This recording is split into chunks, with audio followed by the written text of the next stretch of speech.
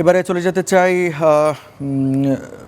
ঝিনাইদহে। আমাদের সহকর্মী রয়েছেন সেখানে শাহজাহান নবীনের কাছ থেকে জেনে নিতে চাইব যে চুয়াডাঙ্গার পর তো ঝিনাইদহে জামায়াত আমিরের সমাবেশ করার কথা রয়েছে, তো সেখানকার সার্বিক পরিস্থিতি কেমন দেখছেন, কখন শুরু হতে পারে, সার্বিক উপস্থিতি কেমন দেখছেন?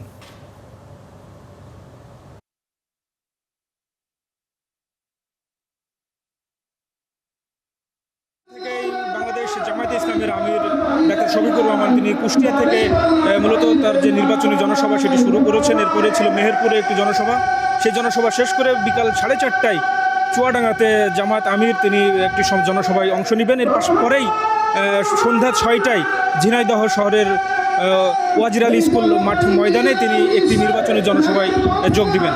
আমি এই মুহূর্তে যদি আপনাদেরকে দেখাতে চাই যে ঝিনাইদহ ওয়াজির আলী স্কুল অ্যান্ড কলেজের যে মাঠ, সেই মাঠে কিন্তু এরই মধ্যে জামায়াতের নেতাকর্মীরা তারা এসেছেন এবং তারা আসছেন, এবং জেলার বিভিন্ন অঞ্চল থেকে জামায়াতের নেতাকর্মীরা আসতে শুরু করেছেন।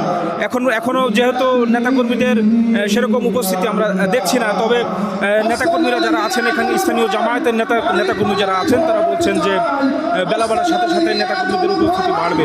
এবং যেহেতু এটি বাংলাদেশ জামায়াত ইসলামের নেতৃত্বাধীন 11 দলীয় জোটের একটি নির্বাচনী জনসভা, আমরা সকাল থেকেই দেখেছি যে ঝিনাইদহ জেলার বিভিন্ন প্রান্ত থেকে, জেলার বিভিন্ন এলাকা থেকে কিন্তু দলীয় নেতাকর্মীরা তারা আসছেন, এবং জামায়াতের আমির ডাক্তার শফিকুর রহমানের যে নির্দেশনা এবং নির্বাচন কেন্দ্রিক যে প্রতিশ্রুতি, সেই প্রতিশ্রুতি শোনার জন্য কিন্তু দলীয় নেতাকর্মীর পাশাপাশি ঝিনাইদহের আপামর জনসাধারণ তারা কিন্তু অপেক্ষায় রয়েছে।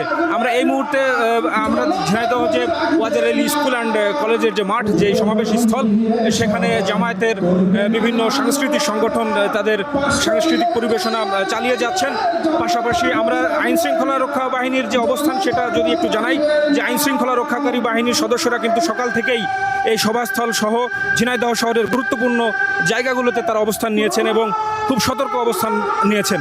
আমি আপনাদেরকে একটু জানাতে চাই যে এই অবস্থা আসলে ঝিনাইদহ এই ওয়াজির আলী স্কুলের ময়দানে জামাতের যে সমাবেশ সেটি শেষ হবে সন্ধ্যা 6:30টায় শুরু হবে।